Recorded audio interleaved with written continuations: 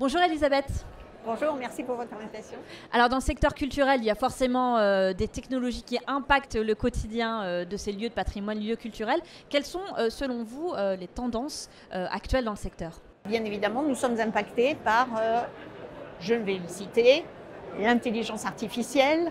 C'est quand même la grande dernière vague qui nous arrive dessus, mais pas que. On aurait pu citer les métavers, on aurait pu citer tout l'immersif qui nous a occupés ces dernières années.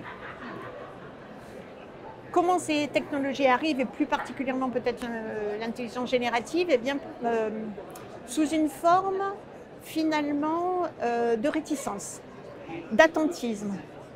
Je constate moi que les musées sont vraiment dans un regard méfiant, peut-être légitimement, parce que ça vient justement impacter un certain nombre d'enjeux, des enjeux de biais, des enjeux de véracité de contenu, des enjeux d'impact carbone, des enjeux de défense des droits d'auteur, qui sont nos valeurs intrinsèques.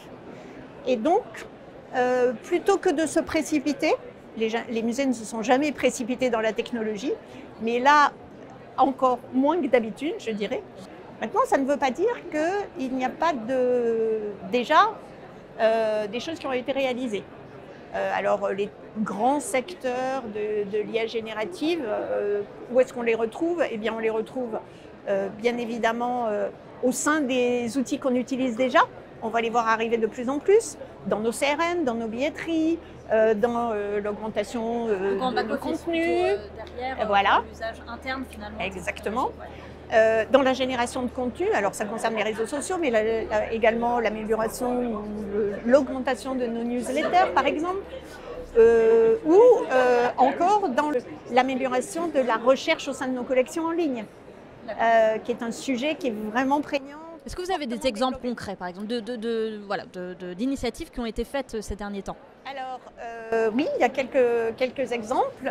C'est un musée en Autriche qui avait une exposition sur un peintre espagnol. Et en fait, en ligne, ils ont proposé d'interagir avec deux personnages phares de l'exposition. Il s'agissait d'un toréador et d'une danseuse de flamenco.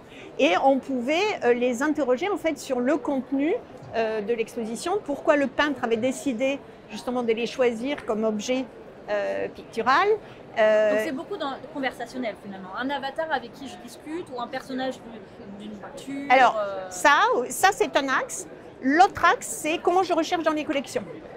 Ça, il y a un très bel exemple en ce moment qui n'est pas forcément visible sur un plan du visiteur de prime abord, mais c'est le Rijksmuseum qui a complètement reformaté la prise en main en fait, de ses collections.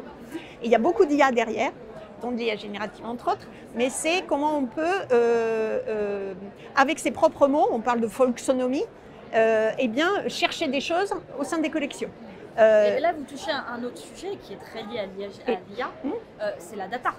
Parce que tout ça, il faut que ce soit bien harmonisé pour pouvoir aller chercher ces infos et répondre aux visiteurs. Totalement. Alors, je terminerai juste sur le risque. La particularité aussi, c'est que vous pouvez, et ça c'est une très très grande nouveauté au sein des musées, l'interroger dans toutes les langues.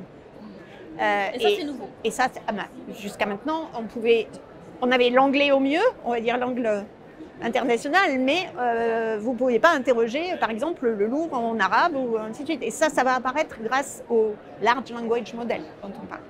Alors, pour répondre à vos questions, oui, ça nécessite une structuration des données en entrée pour qu'elles soient propres, pour qu'elles soient fiables.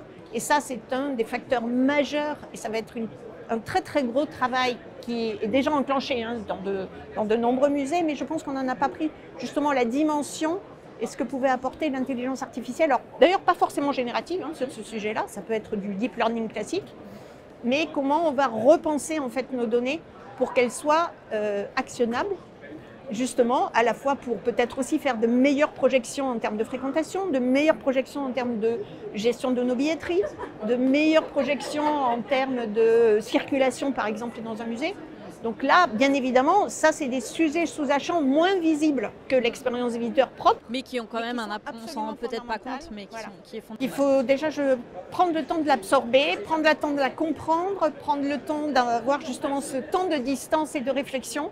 Je reviens à ma stratégie de départ, sur laquelle j'insiste beaucoup, mais pour moi c'est fondamental, avant de se précipiter et de subir les injonctions, que ce soit de la presse ou peut-être des instances supérieures. Nous avons le temps, mais par contre, nous n'avons plus le temps de ne pas nous y intéresser. Et ça serait un peu mon dernier message. C'est un bon mot de la fin, en effet. Merci beaucoup, Elisabeth. Merci à vous.